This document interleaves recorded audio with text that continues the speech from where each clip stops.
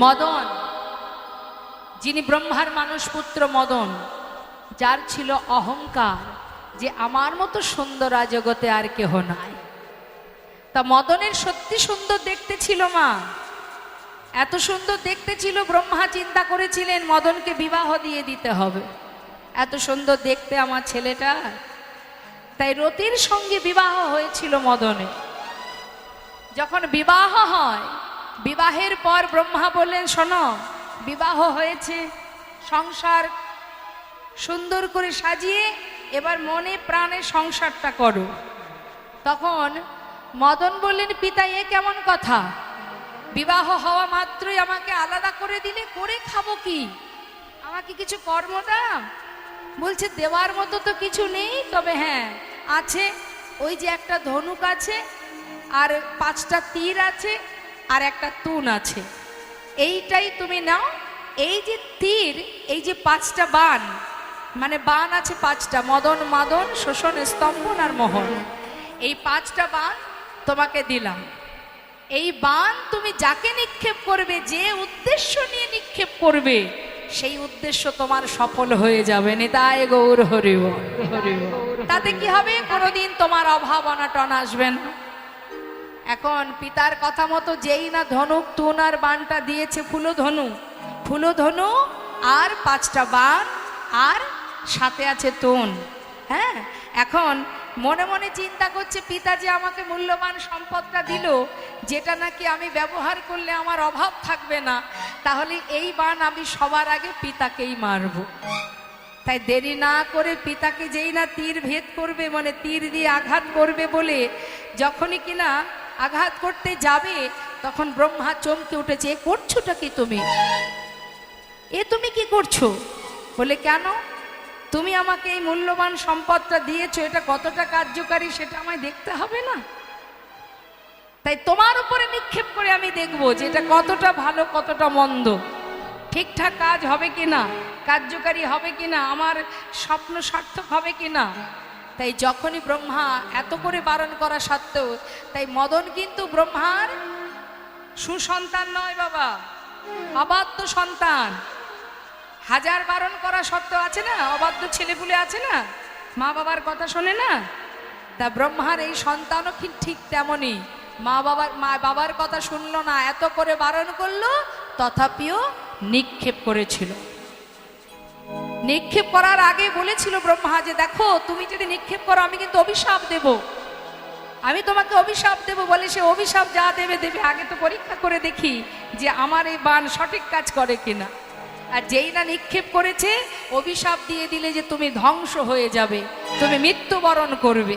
যেই না অভিশাপ দিয়েছে, মৃদু মৃদু হাসছে, মনে মনে ভাবছে বাণ তো পরীক্ষা করা হয়ে গেছে, যদি মরে যায় তাতে কোনো দুঃখ নেই। এবার বাণ নিয়ে ছুটছে, এবার যেতে পথে কৈলাসের পাশ দিয়ে যাওয়ার পথে দেখতে পেয়েছে আর একজনকে। কে? হ্যাঁ, মহাদেবকে দেখেছে, সম্পর্কে চিন্তা করছে। ভগবানের সৃষ্টি ব্রহ্মা বিষ্ণু মহেশ্বর, তা ব্রহ্মা যদি বাবা হবে তাহলে মহেশ্বর কি হবে, সম্পর্কে কাকা হবে। হ্যাঁ, এও তো আমার আপনজন, পাড়ার লোককে মেরে মরবো, তার থেকে আপনজন কাকা আছে, কাকার উপরে তীরটা ভেদ করা যাক, বাণটা নিক্ষেপ করা যাক। এবার যেই না ভোলানাথকে নিক্ষেপ করতে যাবে, সঙ্গে সঙ্গে বিষ্ণু এসে দাঁড়ালেন। দাঁড়াও দাঁড়াও, কি হয়েছে, কি হয়েছে, এমন করে তীর ভেদ করছো, এই বাণ নিক্ষেপ করছো, কেন করছো, কেন এমন করে বাণ নিক্ষেপ করছো? বলছে আমি পরীক্ষা করব না, আমি পরীক্ষা করব। তখন বিষ্ণু অভিশাপ দিয়েছিলেন যে দেখো, আমি তোমায় অভিশাপ দিচ্ছি যে তুমি যখনই মা ব্রহ্মা, মদন যখন তীর ভেদ করেছিল, মানে বাণ মেরেছিল, বিষ্ণু তখন অভিশাপ দিয়েছিলেন যে তুমি মৃত্যুবরণ করবে। হরিবোল হরিবোল। কিন্তু তার উপর আবার যখন অভিশাপ তো দিল যে তুমি মারা যাবে, অভিশাপ দেবার পর দেবাদিদেব মহাদেব তার চরণে শরণ নিয়ে ওই কামদেবের স্ত্রী রতি সাধনা করেছিলেন। কি সাধনা? যে আমি যদি সতী রমণী হই, আমার পতির প্রাণ আমি আবার পুনরায় ফিরিয়ে নেব। তাই সাধনায় সন্তুষ্ট হয়ে মহাদেব কোনো দিকে দেখা দেখি নেই, সে ভোলানাথ তো সবসময় ভালা ভোলা মন, তার আশীর্বাদ করে দিয়েছিলেন যে তথাস্তু পতিপুত্র নিয়ে তুমি সুখে স্বাচ্ছন্দ্যে জীবন যাপন করো। তখন মা পার্বতী বললেন, এ কি করলে তুমি? তুমি জানো একে কার স্ত্রী? এ তো কামদেবের স্ত্রী। যেই না বলেছে তখন ভোলানাথ বললেন, বেশ, আশীর্বাদ যখন দিয়ে ফেলেছি ফিরিয়ে তো নেওয়া যাবে না, তবে প্রাণ থাকবে, কিন্তু দেহটা কখনো দেখতে পাবে না কেউ। তাই এই যে দেহটা, কামদেবের যে দেহটা, এটা কিন্তু মা এই যে দেহখানা দেখা যায় না, মানে দেহ নেই, হ্যাঁ, তা অদৃশ্য টাইপের, মানে দেখতে পাবে না, কিন্তু তিনি জীবিত। তা এই সেই কামদেব, তাই বলছে তার ধনুকটা কি ছিল? ফুল ধনু। তাই রাধারানী বলছে, আমি বুঝতে পারলাম না যে আমি কি দেখলাম, আমি ফুলধনু দেখলাম না ইন্দ্রের ধনু দেখলাম, কি দেখতে কি দেখলাম, কি আর বলবো সখী তোদের কাছে। বদন কমল কিয়ে, এবার বদনে বর্ণনা দিচ্ছে, গোবিন্দের বদনটা কেমন। বদন কমল কিয়ে কিয়ে পূর্ণমী কচাদ, বদন কমল কিয়ে কিয়ে পূর্ণমী কচাদ, অধর বান্ধলি কিয়ে কিশলয় ছাদ, অধর বাঁধলি কিয়ে কিশলয় চাঁদ। কি বলছে মা? বদন কমল কিয়ে পূর্ণমিক চা, আকাশের চা, আর অধর বান্ধলি কিয়ে কিশলয় ছাদ। বান্ধলি কাকে বলে জানেন? একটা ফুলের নাম বান্ধলি। বলুন তো বাবা, বান্ধলি ফুল কি? দেখেছেন কখনো বান্ধলি ফুল? দেখেছেন? ওমা, বাধুলি ফুল দেখেছেন? আমি মায়েদের কাছে জিজ্ঞাসা করছি, ওমা দেখেছেন বাধুলি ফুল? দেখেননি তো? আচ্ছা, টাইম ফুল দেখেছেন? টাইম ফুল বলে, জানি না এদিকে কি নাম বলে, ঠিক 9টার সময় ফুটে ওঠে, ছোট ছোট গোলাপ রঙের, কি ফুল বলে?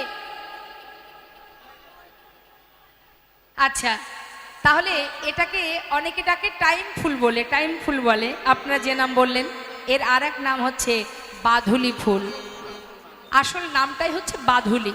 এখন এই বান্ধুলি বলছে শ্রীমতী রাধারানী যে অধর, অধর মানে এই যে নিচের ঠোঁটটা, এটাকে অধর বলা হয়। তা বলছে আমার পরাণমধুর ঠোঁটটি দেখে মনে হলো যে এটা একটা বাধুলি ফুল ফুটে আছে। অধর বাধুলি গিয়ে কিশলয় ছাদ, ছোট্ট একটি বাচ্চার যেমন ঠোঁট হয় না, খুব সুন্দর, ঠিক যেন মনে হচ্ছে আমার পরাণবধূর এই নিচের ঠোঁটখানি একেবারে যেন মনে হচ্ছে একটা বাধুলি ফুল ফুটে আছে। আর এই বাধুলি ফুলের মাঝখানে কি আছে তার বর্ণনা করলেন রাধারানী। বাধুলি ফুলের মাঝখানে কি আছে?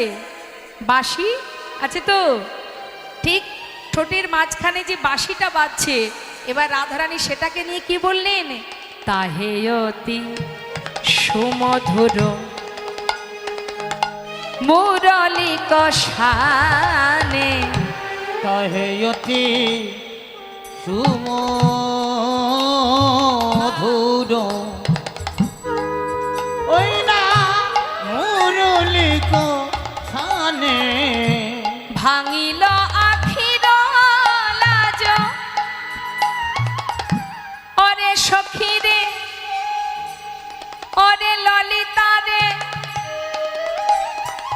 কি বলবো সেই রূপের কথা,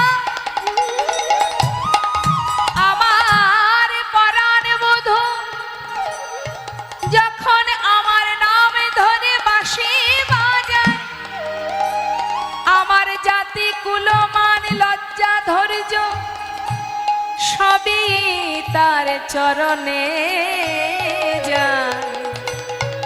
ওরে ললিতা রে, অমাতি আর আমি নাই রে, আহা, ভাঙিল আখির লাজ সান্ধাইল কানে, ভাঙিল আখির লাজ সান্ধাইল কানে, সখিরে ভাঙিল আখির লাজ সান্ধাইল কানে, কানের ভিতর দিয়ে প্রবেশ করে এমন ভাবে সেই বাঁশির সুর আমার হৃদয় মন্দিরে প্রবেশ করলো যে আমি যে কুলবতী সতী রমণী, আমার লাজ লজ্জা কুলশীল সব আমায় ছেড়ে দূরে চলে গেল।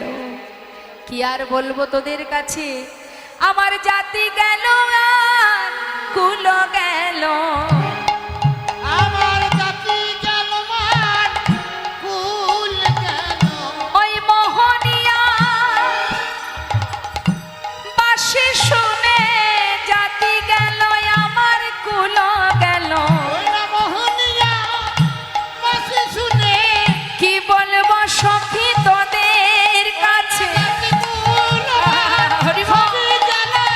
বলিব সখী তোদের শোনে, ওই জাতি কুল মান সবই গেল। নিতাই গৌর হরি বল, হরি বল। শোনে ওই জাতি কুল মান সবই গেল। সখী তোদের শোনে, ওই না জাতি কুল মান সবই গেল। বলবো সখী তোদের শোনে, ওই না জাতি কুল মান সবই গেল। সখী তোদের শোনে, ওই না জাতি কুল মান সবই গেল। ওই না জাতি কুল মান সকলেই গেল সকলি গেল। ভাঙিল আখির লাজ সান্ধাইল ওই না সাঁধাইল কানে। যারা চোখে দেখে এমন বিভোর হয়েছে, পাগল হয়েছে, উন্মাদ হয়েছে, ঘর ছেড়ে পথের পাগল হয়েছে, পাগলিনী হয়েছেন আমার শ্রীমতী রাধারানী। শুধু রাধারানী কেন, কত যোগীমণি ঋষি, কিন্তু তাকে চোখে না দেখে পাগল হয়েছে এমন কোনো ভক্ত জগতে আছে? আপনারা যে এখানে বসে আছেন এত রাত্রে, সবাই কি আর আছে? সবাই তো নেই, অনেক ভক্ত চলে গেছে। যারা দিনের আলো থাকতে থাকতে চলে গেছে, অনেকে সন্ধ্যার পর পর চলে গেছে, কিন্তু আপনারা এখনো পর্যন্ত বসে আছেন। কেন বসে আছেন? ভালোবাসার মতো ভালো না বাসলে কেউ কি এইভাবে বসে থাকতে পারে? কখনো কেউ পারবে না। আপনারা তো আর আমাকে দেখার জন্য বসে নেই, যার কথা শোনার জন্য বসে আছেন, তাকে এমনভাবে দর্শন করেছেন, এমনভাবে হৃদয় দিয়ে ভালোবেসেছেন, ভালোবেসে ঘন্টার পর ঘন্টা বসে আছেন, কখন সময় চলে যাচ্ছে সেদিকে কোনো লক্ষ্য নেই আপনাদের। তাহলে আপনারা তো তাকে চোখে দেখেননি, শুধু শোনার জন্য পাগল হয়েছেন। এমনই একটা ভক্ত যে শ্রবণ করে ঘর ছেড়ে চিরতরে চলে গিয়েছিলেন গোবিন্দ দর্শনে। অনেক ভক্তই আছে, আপনাদের মুর্শিদাবাদেই আছে পরম ভক্ত, পরম বৈষ্ণব, যিনি ছিলেন মস্ত বড় জমিদার কৃষ্ণচন্দ্র সিংহ, যার নাম ছিল লালা বাবু, যে সর্বস্ব পরিত্যাগ করে চলে গিয়েছিলেন শুধু তার চরণ পাওয়ার আশায়। আর এমন একটা ভক্তের কথা বলবো মা, ষড়গোস্বামীর মধ্যে এক গোস্বামী, যার নাম হলো রঘুনাথ দাস গোস্বামী, যার নিবাস ছিল, আপনারা যদি বর্ধমান থেকে নৈহাটির দিকে যান, ওই ব্যান্ডেল নৈহাটি ঠিক তার পরপরই একটি স্টেশন আছে যার নাম আদি সপ্তগ্রাম। এই আদি সপ্তগ্রামের বড় জমিদার ছিলেন গোবর্ধন দাস, তার একমাত্র পুত্র হচ্ছে এই রঘুনাথ দাস, ষড়গোস্বামীর এক গোস্বামী। তা শুধুমাত্র শ্রবণ করে কানে শুনে ঘর ছেড়ে চিরতরে চলে যান এবং বৃন্দাবনে গোবিন্দ দর্শনও পান, যার নাম আপনারা সবাই গান। ষড়গোস্বামীর নাম যখন স্মরণ করেন, জয়রূপ সনাতন ভট্ট রঘুনাথ, শ্রীজীব গোপাল ভট্ট দাস রঘুনাথ, এই যে ষড়গোস্বামী, ষড়গোসাইয়ের এক গোসাই হলেন এই রঘুনাথ দাস গোস্বামী। তাহলে মা, এই রঘুনাথ দাস গোস্বামী যখন জন্ম হয়, বাবা মা ছিলেন ধার্মিক, তাই সন্তানকে ভক্তিপথে রাখার জন্য তার স্ত্রীকে বলেছিলেন, যেখানে সাধুসঙ্গ হবে, যেখানে হরিনাম কৃষ্ণ নাম হবে, সেখানে সন্তানকে নিয়ে যাবে, কারণ ঘরে থাকলে কখনো ভক্তি তৈরি হয় না। এটা কিন্তু সত্য কথা। যদি ভক্তি জগতে সন্তানকে আনতে হয়, যত কষ্টই হোক না কেন, হরিবাসরে তাকে নিয়ে আসবেন। তারা আসতে না চাইলে জোর করে নিয়ে আসবেন। আপনার ছেলে বিদ্বান হবে না, বড় হলে ইঞ্জিনিয়ার হবে না, ডাক্তার হবে না, পণ্ডিত হবে না, কি হবে, আদেও হবে কিনা আপনি জানেন না, কিন্তু যদি ভক্তি রাজ্যে আপনার সন্তানকে একটু এগিয়ে দিতে পারেন, আপনার ছেলে আর যা হোক তা হোক কোনোদিন কুসন্তান হবে না, সুসন্তান হবে। তাই নিজের সন্তানকে ভক্তিপথে রাখার জন্য তার স্ত্রীকে বললেন প্রতিদিন সাধুসঙ্গ করাবে, ভক্তের চরণধূলি অঙ্গে মাখাবে। কারণ বৈষ্ণবের চরণ রজ অবনীর সুখ সম্পদ, শুনো ভাই দিয়া কেমন, আশ্রয় করিয়া ভজে তারে কৃষ্ণ নাহি ত্যাজে, আর সবে মরে অকারণ। আর সবে মরে করো। কি বললেন? বৈষ্ণবের চরণধূলি মাখাবে, যাও নিয়ে যাও। তা প্রতিদিন ওই ছোট্ট বাচ্চাকে কোলে করে নিয়ে হরিবাসরে নিয়ে যেতেন গোবর্ধন দাসের স্ত্রী। ছোট্ট শিশু, জ্ঞান বুদ্ধি তার হয়নি, অত শত বোঝেও না কে ভগবান, কোথায় ভগবান, তার ঘর কোথায়, তার পরিচয় কি, সে তো আর অত কিছু বোঝে না, যেহেতু বাচ্চা।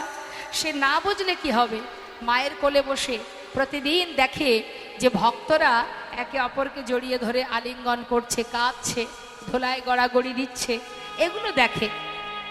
দেখতে দেখতে যখন একটু একটু করে বোঝার শক্তি ভগবান দিতে শুরু করলো, একটু একটু করে বুঝতে শুরু করলো, কি দেখে যে একজনের মুখে যার কথা শ্রবণ করে সবাই,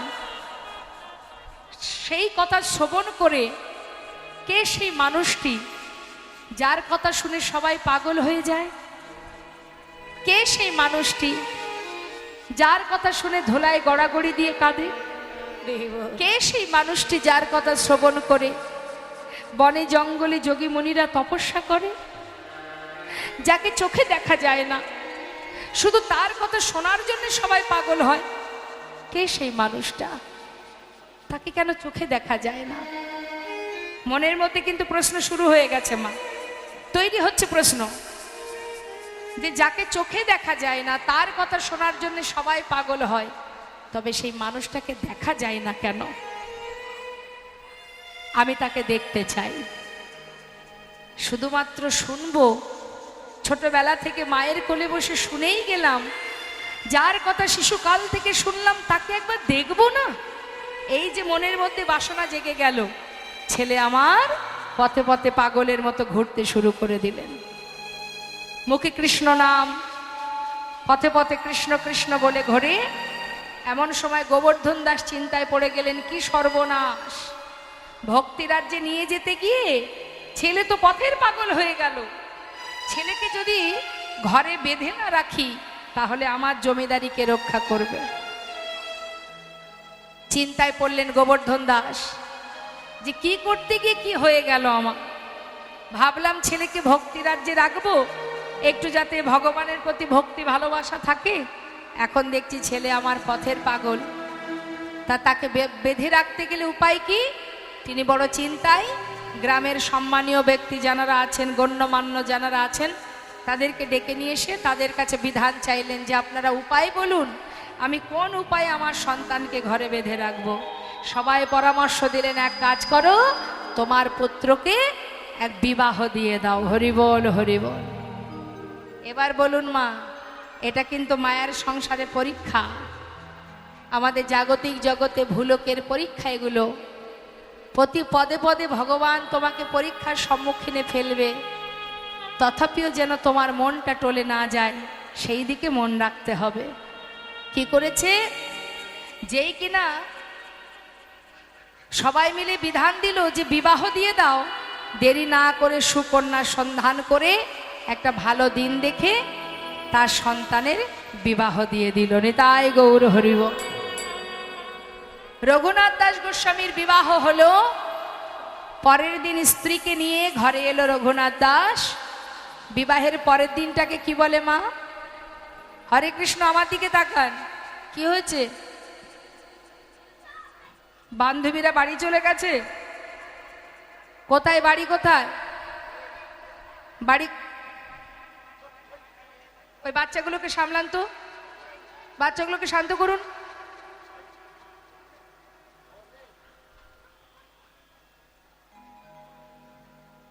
হরিনাম কৃষ্ণ নাম শ্রবণেরও উপযুক্ত সৌভাগ্যের দরকার হয়। কে জানে, নিঃশ্বাসের তো বিশ্বাস নেই। আজ আছি, যদি একটু পরে আমি চলে যাই। তাই কখনো আর যেখান থেকে চলে যান যাবেন, হরিবাসর থেকে কখনো যেতে নেই। কারণ জেনে রাখবেন, পৃথিবীতে যা কিছু নিয়ে জীবনযাপন করছি তারা কিন্তু কিছুই আমার নয়।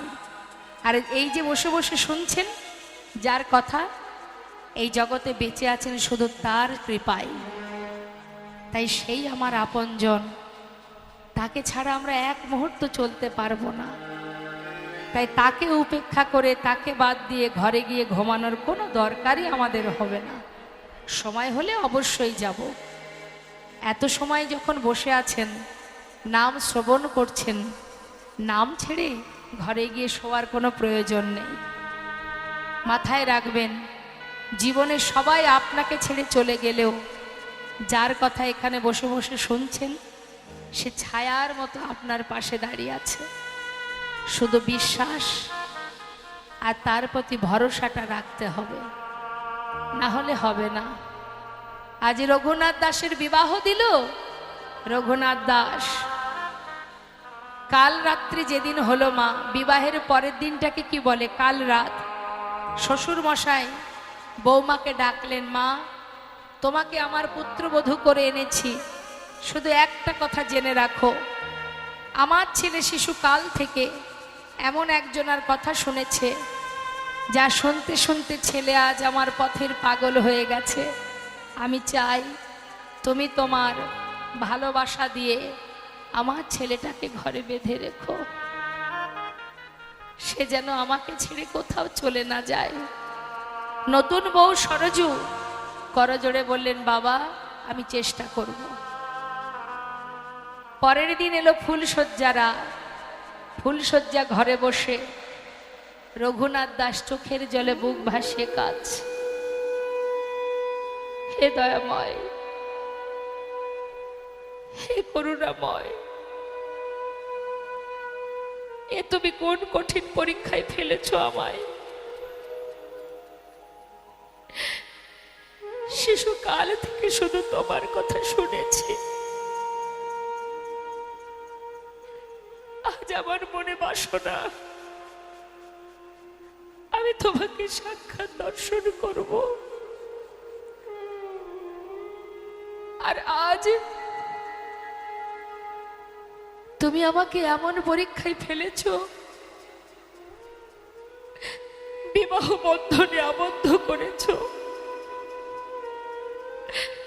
এই বন্ধন ছেড়ে আমি তোমার কাছে কেমন করে যাব দয়াময়? তোমার কেমন পরীক্ষা? আমাকে পথ বলে দাও। স্বামীর চোখে জল দেখে নতুন বউ সরজ জিজ্ঞাসা করছে, স্বামী তুমি কাঁদছো কেন? আজ আমাদের তো সুখের দিন, এই আনন্দের দিনে তোমার চোখে জল কেন? তোমাকে কি এই বিবাহে তোমার কোনো ইচ্ছা ছিল না? তোমাকে কি জোর করে বিবাহ দিয়েছে, নাকি আমাকে পছন্দ নয়? রঘুনাথ দাস বলছে, সরজ তোমার প্রশ্নের উত্তর আমি দেব, তার আগে আমাকে দুটো প্রশ্নের উত্তর দাও। বলো স্বামী। সরজু, বিবাহের পর এই ঘরে তুমি এসেছো, এই ঘরের কি হও তুমি? কেন? আমি কুলবধূ, আমার কি হও? আমি তোমার সহধর্মিনী। সরজু, যে সহধর্মিনী হয় তার কি করণীয় হয় আমি জানি না স্বামী, তবে এইটুকু জানি, সহধর্মিনীর কাজ, স্বামী যদি ধর্মের পথে যায় তাকে সহায়তা করাই হলো সহধর্মিনীর একমাত্র কাজ। স্বামীর পাশে দাঁড়িয়ে স্বামীকে সহযোগিতা করাই হলো তার সহধর্মিনীর কাজ।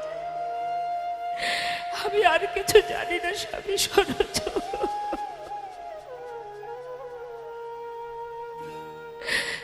সঠিক উত্তর দিয়েছ তুমি। জানো সরজ, আজ তোমার কাছে বলতে আমার কোনো দ্বিধা নেই। শিশুকাল থেকে আমি এমন একটা মানুষের কথা শুনেছি, যার রূপের কথা, গুণের কথা, যার মহিমা শুনতে শুনতে আজ আমি এত বড় হয়েছে সরজু।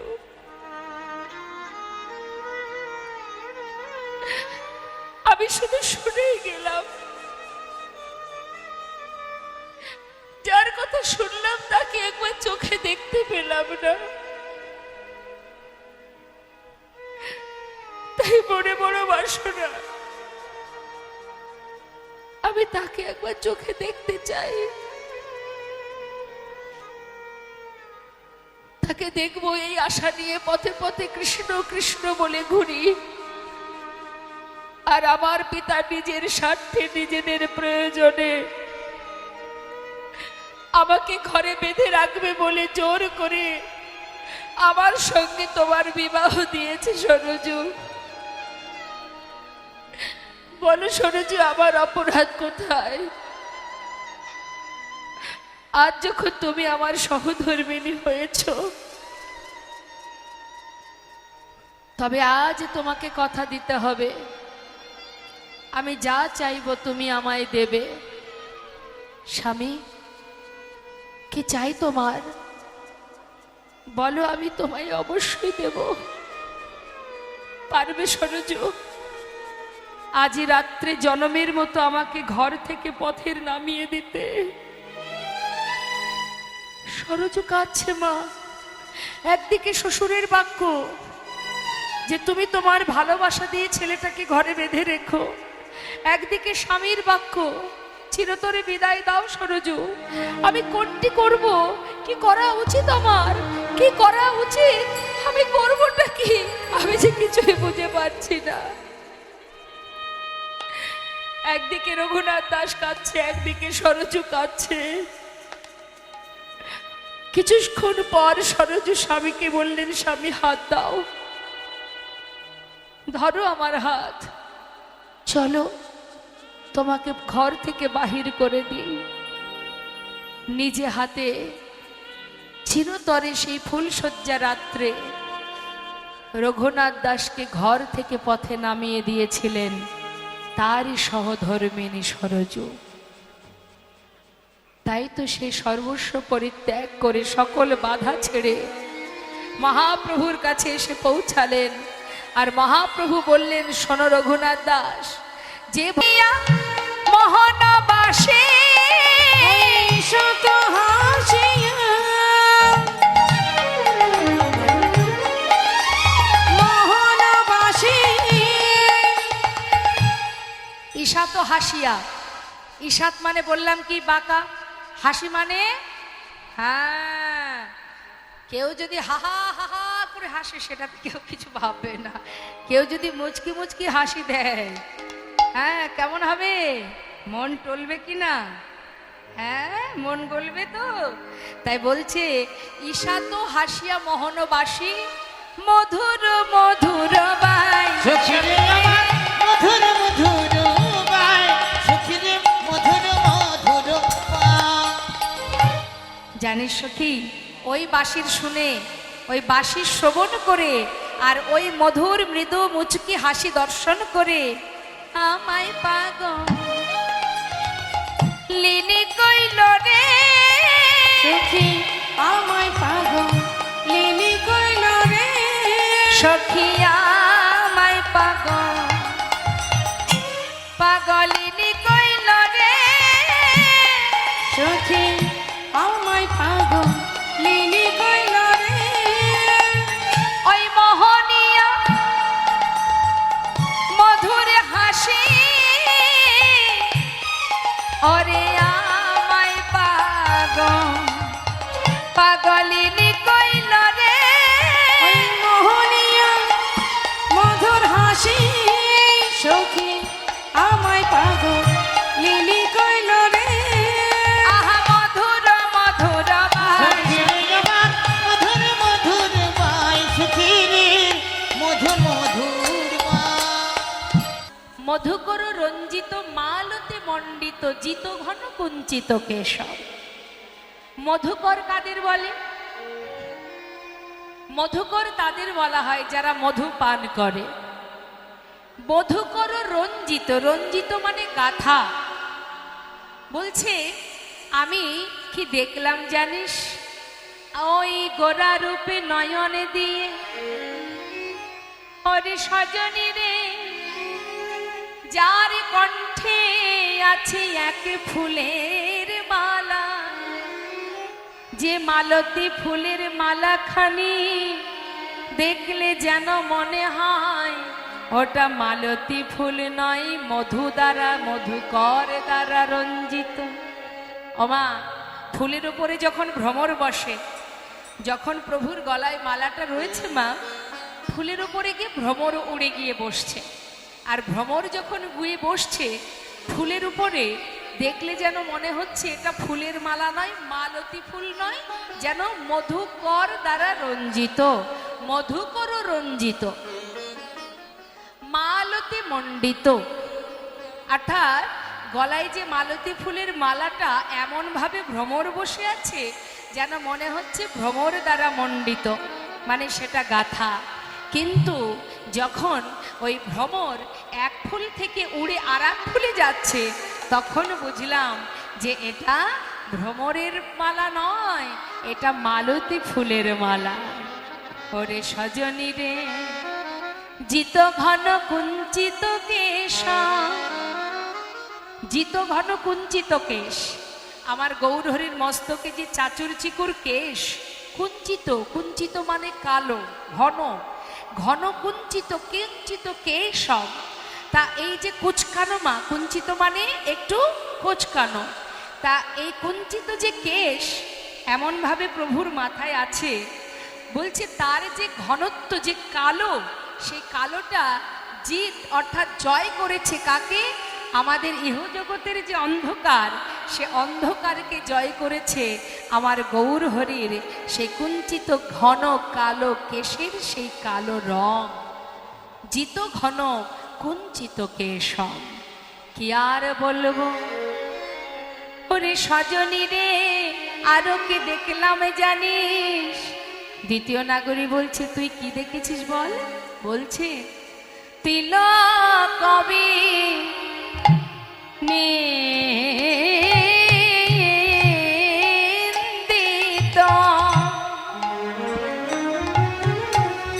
গোরার শশধর রূপ, তিলক কবি নিন্দিত, গোরার শশধর রূপ। শশধর মানে কি মা?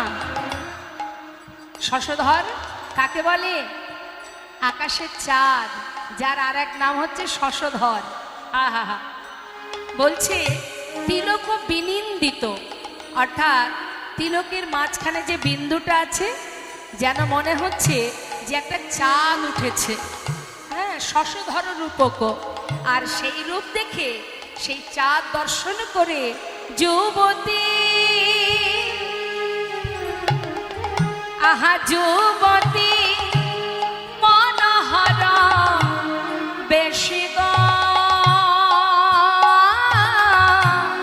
যুবতী মনোহর বেশ, যুবতী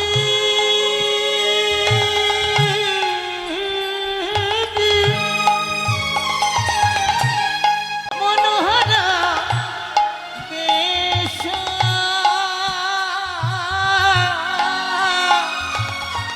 ওই না যুবতী মনোহর বেশ। দেখলাম হরিচন্দনে সাজায়েছে, দেখলাম হরিচন্দনে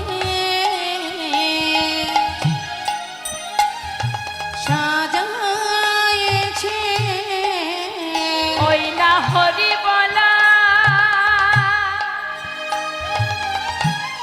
বদন খানি, হরিচন্দনে সাজায়েছে, ওই না হরিবালা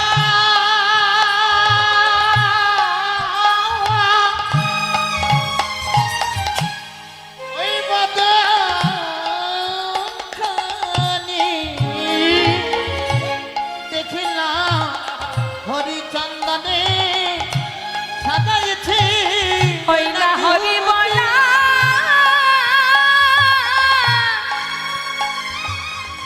হরি বলা বদন খানি। হরি বলা বদন কার মা? গৌর হরি। হরি চন্দন সাজাইছে হরি বলা রে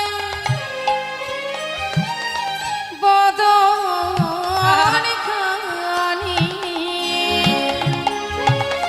হরি চন্দনে সাজাইছে ওই না যুবতী মনোহরা বেশ হরি বল। যুবতী মনোহর বেশ এই রূপ যে দেখবে সেই তো ভুলবে গো বাবা। বলছে যুবতী মনোহর বেশম, অর্থাৎ যুবতীর মনোহর এই রূপ। যে রূপ দেখলে শুধু যুবতী কেন, এই জগতে কত জাতি, কত মুসলমান, কত অন্যান্য বিধর্মীরা গৌর চরণে নিজেরা সঁপে দিয়েছে গৌরের রূপ দর্শন করে। যেমন তার প্রমাণ সম্রাট আকবর, নাসির মামুদ, আব্দুল করিম, চাঁদ কাজী, যারা নিজেকে সঁপে দিয়েছেন গৌর রূপ দর্শন করে। কাজী নজরুল ইসলাম, কাজী নজরুল ইসলাম নিশ্চয়ই আপনারা তার অনেক অনেক গান শুনেছেন বাবা। খেলি ছয়ে বিশ্বলয়ে, তারপরে সখী শেহরি কেমন বল, হ্যাঁ কত কত গান আপনারা শুনেছেন। দেখুন একটা ছোট্ট 2 লাইনের একটি গান আমি গাচ্ছি, কাজী নজরুল ইসলামের গাওয়া, গৌর হরিকে নিয়েই গাওয়া। তাহলে শাস্ত্রে বললেন ভগবানকে যারা ভালোবাসে তারা যে কুলে জন্ম নেই সেটাই উচ্চকুল পূজ্যকুল। জন্ম হোক যথা তথা কর্ম করো ভালো, কর্মটা সঠিক করো। তুমি যদি কর্ম সঠিক করতে পারো, জন্ম তোমার যেখানে হোক। তুলসী বৃক্ষ একটা নোংরা জায়গাতেও যদি জন্ম নেয় তার পাতা দিয়ে ভগবানের সেবাই লাগে কি মা? অর্থাৎ তোমার জন্ম যেখানে খুশি হোক, কিন্তু কর্ম যদি তোমার সঠিক হয় তাহলে সেখান থেকেই তুমি ভগবানের সেবার বস্তু হতে পারবে, সেবার যোগ্য হতে পারবে। তাই কাজী নজরুল ইসলামের মা গাওয়া সুন্দর একটি গান কি বলছে, মহাজন পদাবলীতে লিখছেন যে গৌর রূপ শুধুমাত্র সনাতনী হিন্দুদের নয়, যুবতী মনোহর বেশ, এমনই রূপ তার। এই রূপ দেখলে কত জীব, কত মানুষ পাগল হয়েছে, ত্রিভুবন কেন 14 ভুবন ভুলেছে সেই রূপ দেখে। তাই বলছে কাজী নজরুল ইসলামের লেখা কি বলছে, পথে কি দেখলে যেতে আমার গৌর ভগবানে, পথে কে দেখলে যেতে আমার গৌর ভগবানে। তার মানে পথে যাচ্ছে তো কাজী নজরুল ইসলাম, যাচ্ছে পথে, যাকে দেখছে তাকেই ডেকে ডেকে বলছে কি বলছে বলো না, পথে কি দেখলে যেতে আমার গৌর ভগবানে, থেকে দেখলে যেতে আমার গৌর ভগবানে, যারে কোলে দেয় না যাওয়া কোলে দেয় সে ডেকে তারে, যারে কোলে দেয় না যাওয়া কোলে দেয় সে দেখে তারে। আমা বুঝতে পারলেন কথাটা? যারে কোলে দেয় না যাওয়া, এটা তো গান, যার জন্য বুঝে নিতে হবে। যারে কোলে দেয় না যাওয়া, অর্থাৎ যাকে কোল দেওয়া যায় না তাকেই মহাপ্রভু কোলে টেনে নেন, নিজের কাছে টেনে নেন, নিজেই তাকে ডেকে ডেকে নিজের কাছে টেনে নেন। এমনই দয়াল আমার গৌর হরি।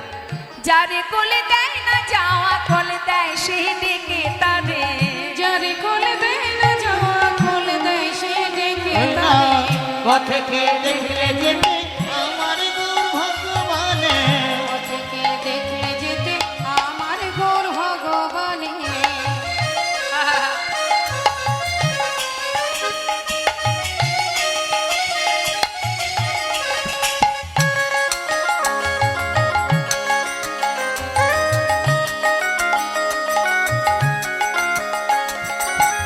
কি বলছে?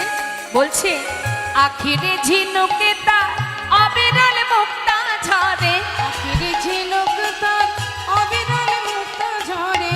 কেমন দর্শন মা, দেখাটা কেমন সুন্দর। বলছে আখিরে ঝিনুকে তার, আখির অর্থাৎ চোখ, চোখ দুটোকে ঝিনুকের সঙ্গে তুলনা করলেন। আর ঝিনুকের মধ্যে কি থাকে? মুক্ত থাকে। বলছে ওই যে চোখের ভিতর থেকে যে জলের ফোঁটাগুলো পড়ছে, প্রভু কাঁদছেন তো, বলছে যেন মনে হচ্ছে ঝিনুকের ভিতর থেকে মুক্তা ঝরে ঝরে পড়ছে। আখিরে ঝিনুকে তার অবিরল মুক্তা ঝরে, আখিরে ঝিনুকটা অবিরল মুক্তা ঝরে, কেঁদে কেঁদে কৃষ্ণ নাম ভিক্ষা মাগে দাঁড়ে দাঁড়ে, কেঁদে কেঁদে কৃষ্ণ নামে ভিক্ষা মাগে দাঁড়ে দাঁড়ে, কেঁদে কেঁদে কৃষ্ণ নাম ভিক্ষা মাগে দাঁড়ে দাঁড়ে। কেঁদে কেঁদে কৃষ্ণ নামে ভিক্ষা মাগে দাঁড়ে বলে দাঁড়ে। পথেকে দেখলে যেতে আমার ভগবানে, পথেকে দেখলে যেতে আমার গৌর ভগবানে।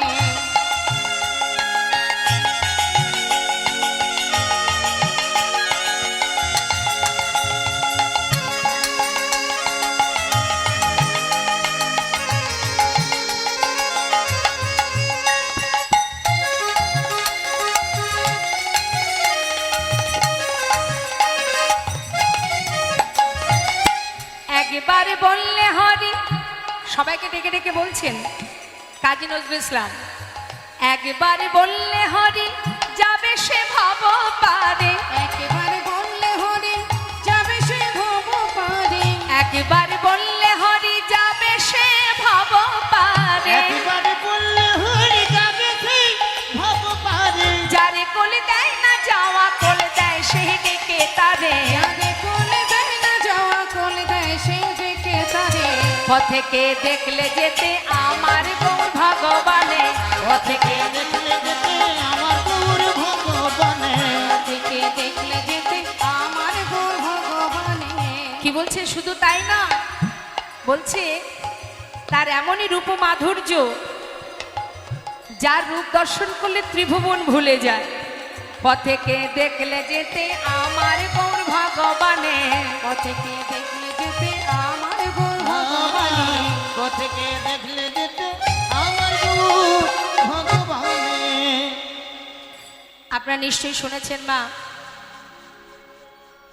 সম্রাট আকবরের সেই সুন্দর লেখা জিও জিও মেরা মন চোরা গোরা, জয় হোক যে আমার মনকে চুরি করেছে, জিও জিও মেরা মন চোরা গোরা, आप ही नाच तो आप रस भरा, ওই ছন প্রভু কো যাই বলি হারি, সম্রাট আকবর তেরা প্রেম ভিখারি। তাই তো আজ নদিয়া নাগরী বলছে ওরে সজনী রে, কি বলবো সেই রূপের কথা, যার রূপ দেখে যুবতীর মন প্রাণ টলে। কি বলবো? শশধর রূপ,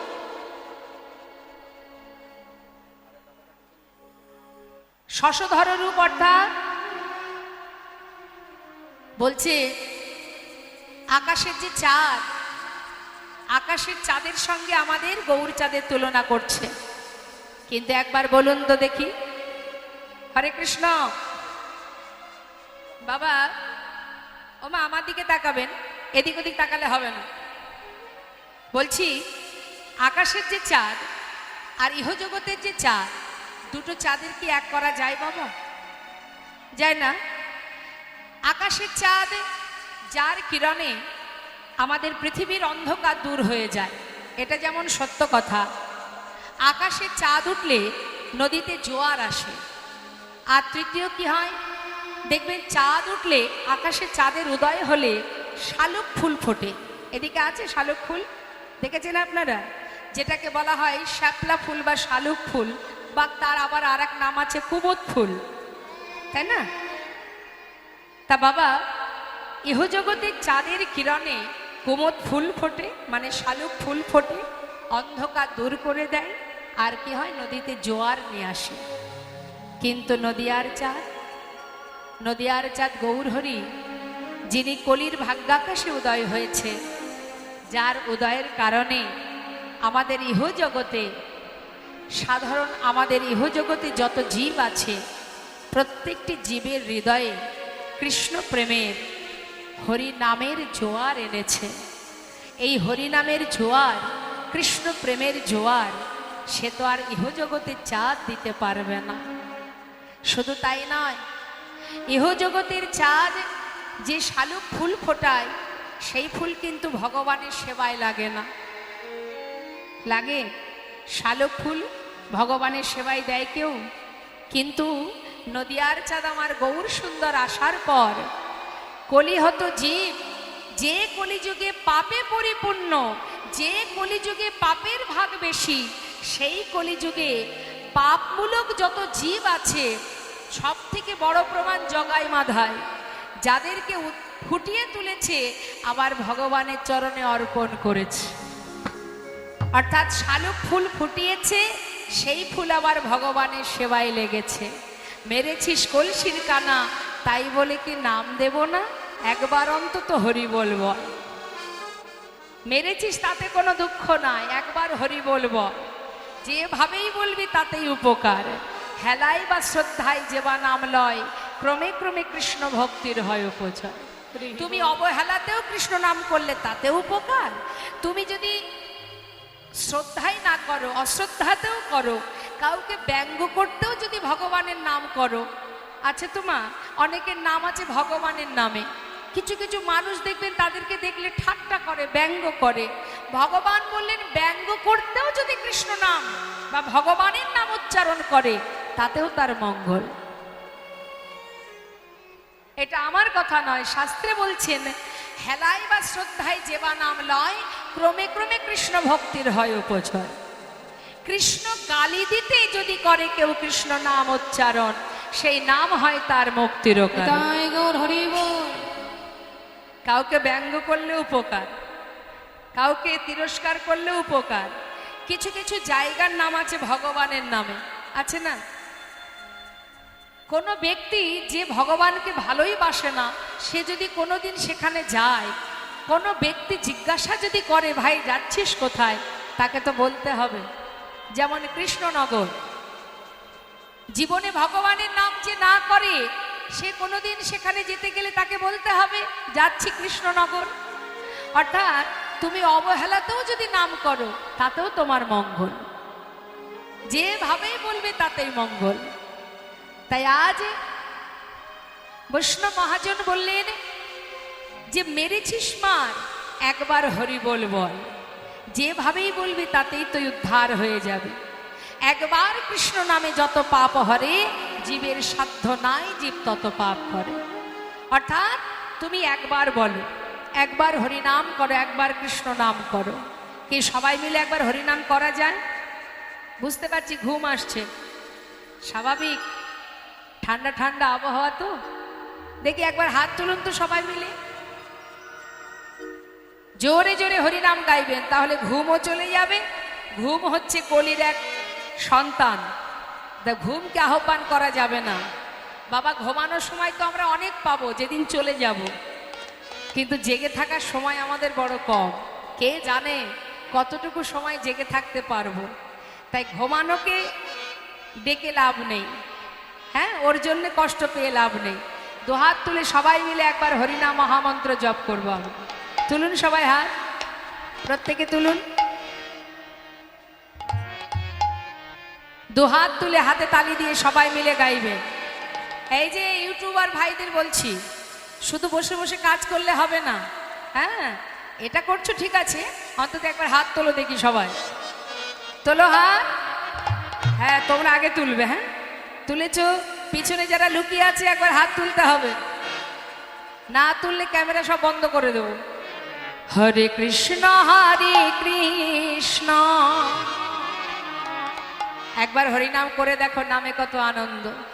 কৃষ্ণ কৃষ্ণ হরে হরে, হরে রাম রাম রাম হরে হরে, হরে কৃষ্ণ হরে। বলুন,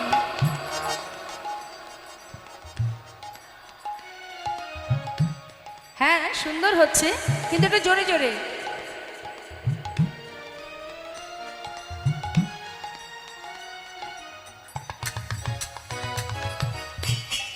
কি হয়েছে ঠাকুমা? আমার ঠাকুমার আর চলছে না।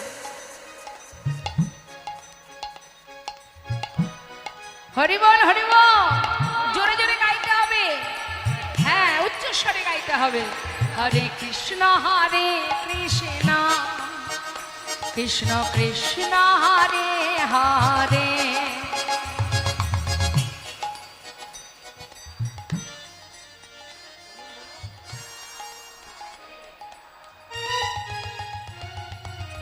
হরে কৃষ্ণ কৃষ্ণ কৃষ্ণ হরে হরে, হরে রাম রাম রাম হরে হরে। জোরে হরে কৃষ্ণ।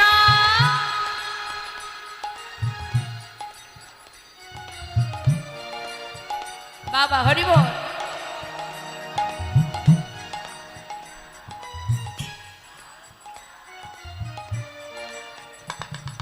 হরে কৃষ্ণ কৃষ্ণ কৃষ্ণ হরে হরে, হরে রাম রাম হরে হরে। বল হরে কৃষ্ণ কৃষ্ণ কৃষ্ণ হরে হরে, হরে রাম রাম রাম হরে হরে। কৃষ্ণ কৃষ্ণ কৃষ্ণ হরে হরে, হরে রাম রাম রাম হরে হরে। হরে কৃষ্ণ হরে জয় হরে কৃষ্ণ কৃষ্ণ হরে হরে, হরে রাম রাম রাম হরে হরে। হরে কৃষ্ণ হরে কৃষ্ণ। গৌর হরি বল, গৌর হরি বল। হরে রাম রাম রাম হরে হরে। হরে কৃষ্ণ কৃষ্ণ কৃষ্ণ হরে হরে, হরে রাম রাম রাম হরে হরে। কৃষ্ণ কৃষ্ণ কৃষ্ণ হরে হরে, হরে রাম রাম রাম হরে হরে। বৈষ্ণব মহাজন বললেন, যদি কেউ হৃদয় মাঝে গৌর চাঁদের উদয় করাতে পারে তার কি হবে? বৈষ্ণব মহাজন তার জন্য বলে উঠলেন, যদি কোনো জীব, কোনো ভাগ্যবান ভাগ্যবতী হৃদয় আকাশে গৌর চাঁদের উদয় করাতে পারে তার কি হয় জানো? ও তার ভিতর বাহি আলো করে, ও তার ভিতর বাহির আলো হয় গো। আহা কোন অন্ধকার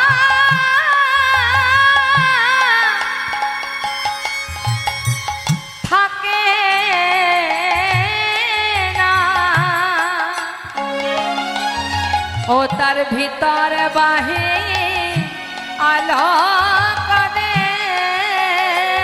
ও তার কোনো অন্ধকারে থাকে না গো। ও তার ভিতর বাহির আলো করে। ও তার কোন অন্ধকার দূরে, আহা সকল অন্ধকার দূরে যাই গো। ওই কোনো অন্ধকার থাকে ওই না না গো। সকল অন্ধকার দূরে যাইব, তাই গৌর হরি বল, হরি বল। অন্ধকার দূরে যাইব। কোনো অন্ধকার থাকে না গো, তার ভিতর বাহির আলো করে। হরি বল, হরি বল। প্রথম নাগরী বলিছে, সজনী রে আমি আর তোকে বলবো কি, ওই রূপে নয়ন দিয়ে আমা বলিতে যা কিছু আমি তার চরণে সঁপে দিয়েছি। সবাই বলে এ জগতের সোনা নাকি সুন্দর, কিন্তু যদি গৌর সোনাকে কেউ চোখে একবার দেখে, কি বলবো তোকে, নিন্দিত হারপ কান্তি কালে বড় নিন্দিত আটক গোরার কান্তি কালে বড়। নিন্দিত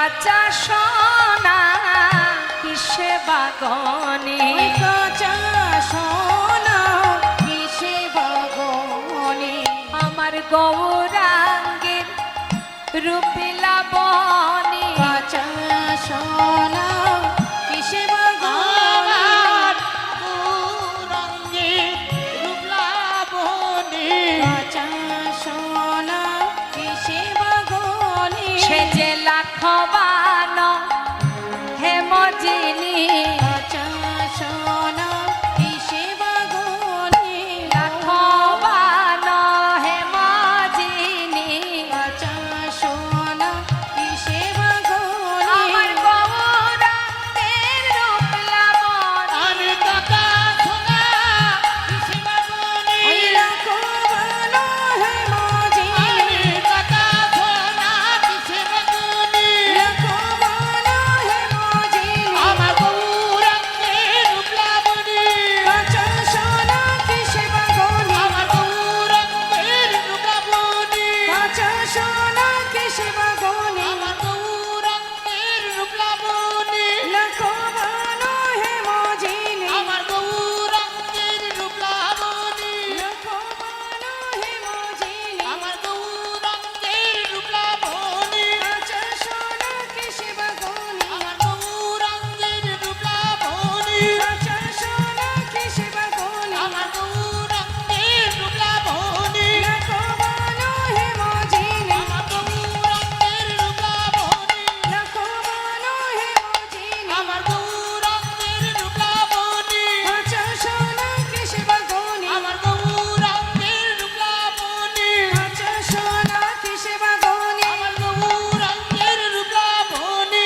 লাখবান হেমজিনী আমার গৌরাঙ্গের রূপ লাবণী লাখবান হেমজিনী আমার গৌরাঙ্গের রূপ লাবণী লাখবান হেমজিনী আমার গৌরাঙ্গের রূপ লাবণী কাঁচা সোনা কিসে বাগনে আমার গৌরাঙ্গের রূপ লাবণী কাঁচা সোনা কিসে বাগনে আমার গৌরাঙ্গের রূপ লাবণী লাখবান হেমজিনী আমার গৌরাঙ্গের রূপ লাবণী লাখবান নিতাই গৌর হরিবল হরিবল হরিবল রূপ লাবণী হেমজিনী আমার গৌরাঙ্গের রূপ লাবণী লাখবান হেমজিনী আমার গৌরাঙ্গের রূপ লাবণী লাখবান হেমজিনী আমার গৌরাঙ্গের রূপ লাবণী লাখবান হেমজিনী আমি কাঁচা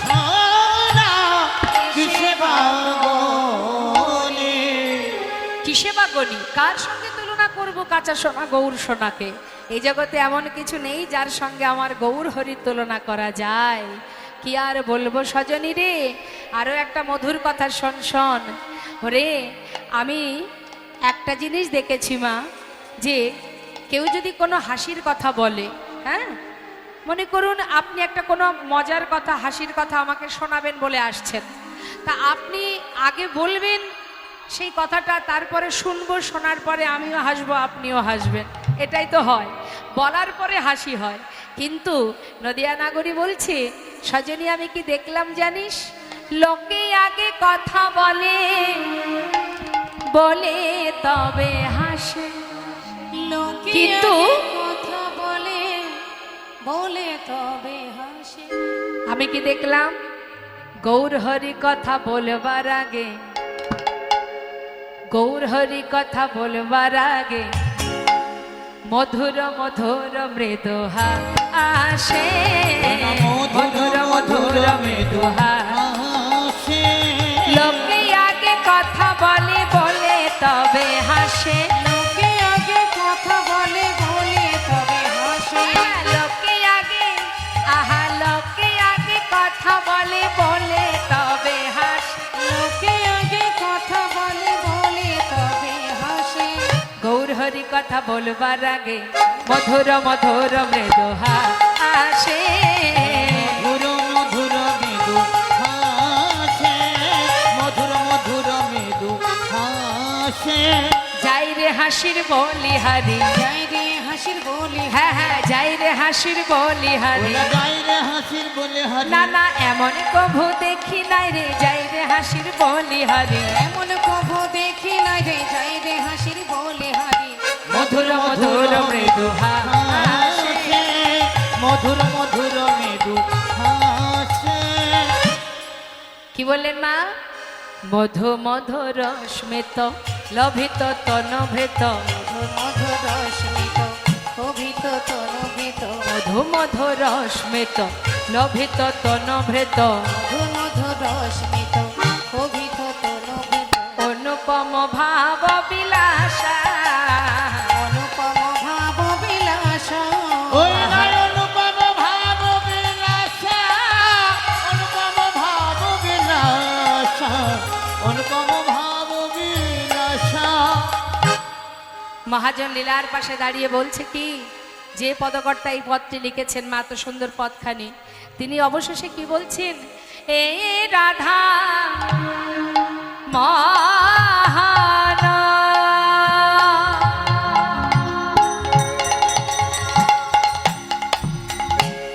ক্ষোভিত দুরমতি এ রাধা মোহন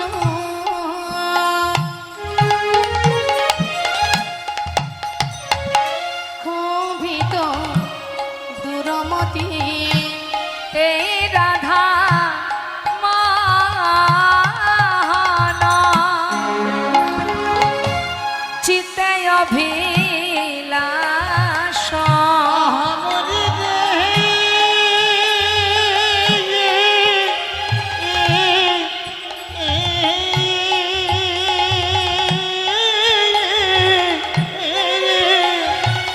ও গো রাধা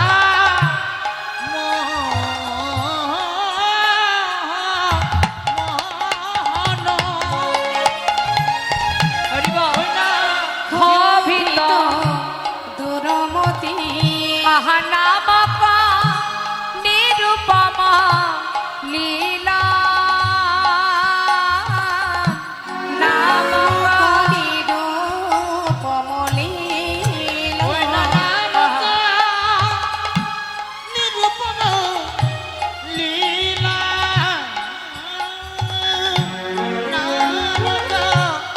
নিরুপম লীলা আমার মনে পদকর্তা বলছেন মা সবার আগে দীনতা ভগবানকে ভালোবাসতে গেলে আগে হতে হবে দীনতা প্রকাশ যার ভিতরে দীনতা নেই সে কখনোই ভগবানের ভক্ত হতে পারবে না যে মহাজন এত সুন্দর পদ লিখেছেন তার দীনতা দেখুন আমরা একটুখানি ভগবানকে ভালোবাসলে আমাদের গর্ব হয় যে আমরা ভক্ত কিন্তু ভক্ত কাকে বলে যে এত সুন্দর পদ লিখেছেন ভগবানের রূপ বর্ণনা করেছেন মহাপ্রভু রূপ বর্ণনা করে অবশেষে পদের শেষে তার দীনতা প্রকাশ করছেন কি বলছে আমার মনে একটা ক্ষোভ আছে কি ক্ষোভ অগো দয়াময় আমার মনে শুধু এই বাসনা ও গো দয়াময় আমার মনে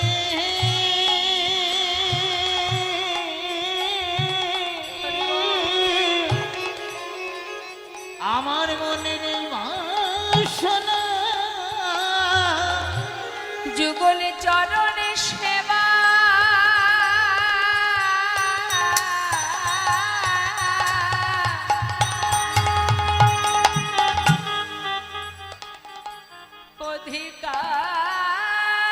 অধিকার দিও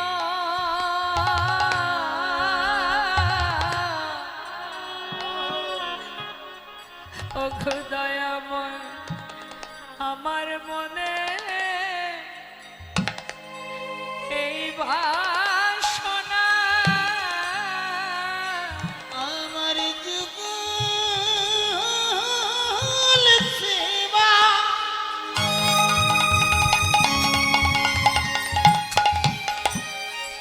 আমার অধিকার দিও আমার মনে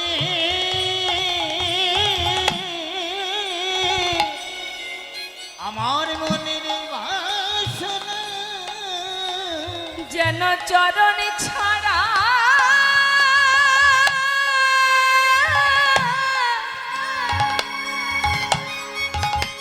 ও গো দয়াময়, তুমি চরণ ছাড়া করো না গো। প্রভু আমার মনে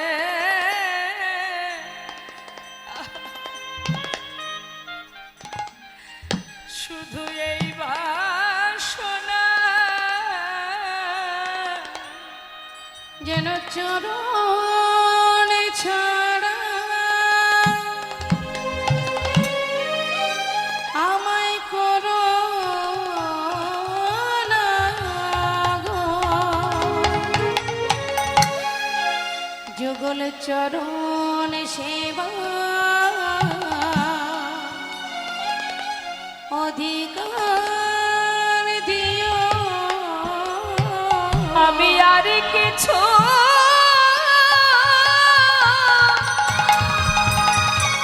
চাই না দয়া,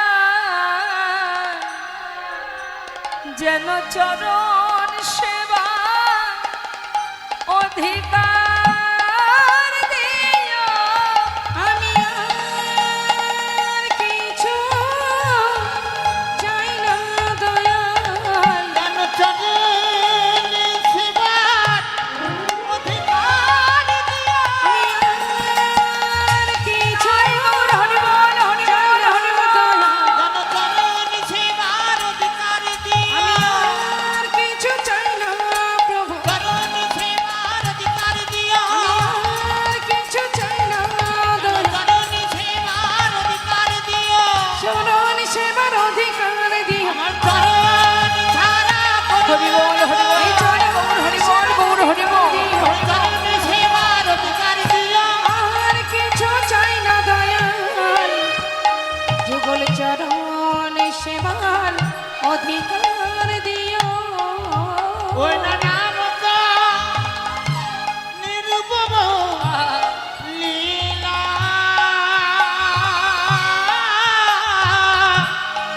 নামক নিরূপম লীলা। শুনলাম আমরা গৌরহরি রূপমাধুর্য মহাজনী পদাবলী দিয়ে ছোট করে একটু জামালি আস্বাদন করে আমরা লীলায় চলে যাব ভগবানের সেই রূপ বর্ণনা আস্বাদনে। তো আসুন আমরা একটু করে জামালি আস্বাদন করে নিই। আহা নামক নিরূপম লীলা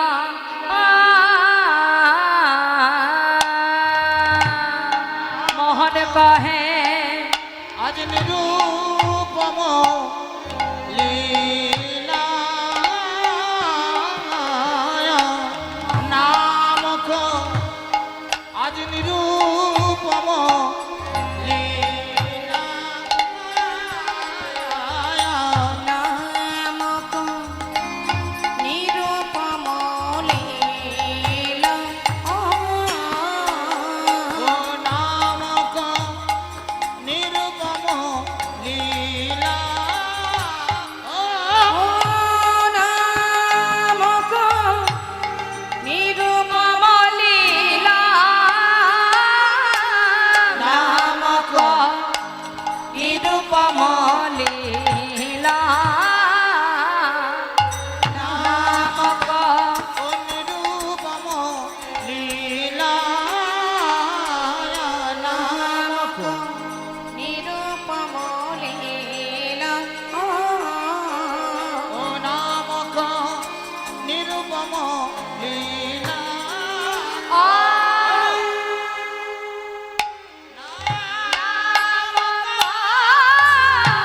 নিরূপম লীলা নামক নিরূপম নামক নিরূপম লীলা।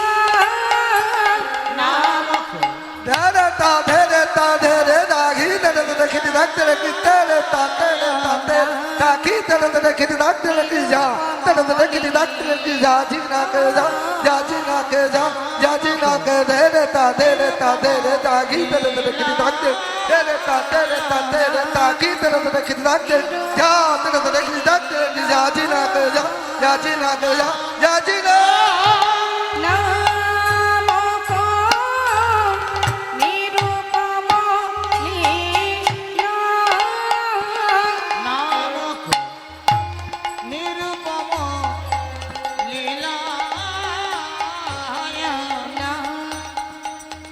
নিরুপম লীলা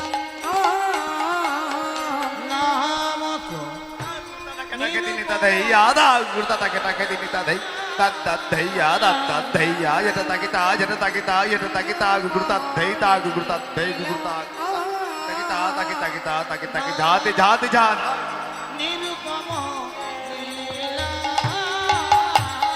নামক নিরুপম লীলা নিরুপম লীলা নামক নিরুপম লীলা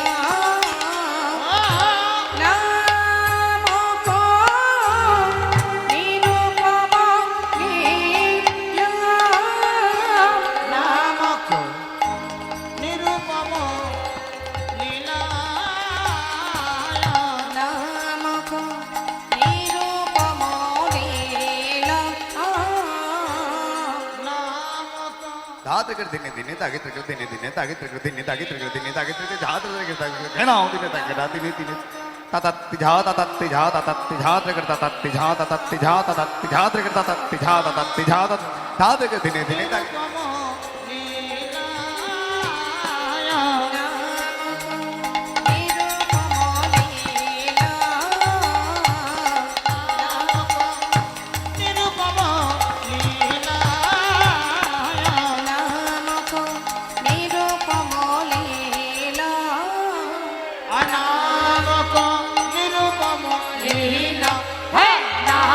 নিরুপম লীলা নামক নিরুপম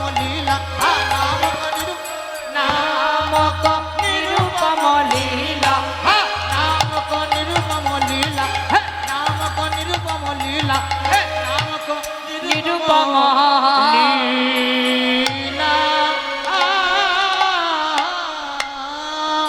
শুনলাম মহাজনী পদাবলী দিয়ে গৌরচন্দ্রিকা। চলে যাব আমরা লীলা কথায়। সবাই মিলে একবার উলুধ্বনি হরিধ্বনি করে চলুন আমরা শ্রীধাম বৃন্দাবনে যাই, শ্রীমতী রাধারানী বদনে ভগবানের রূপ বর্ণনার সাধনে। চলুন সবাই মিলে একবার উলুধ্বনি করতে হবে, রাধে রাধে।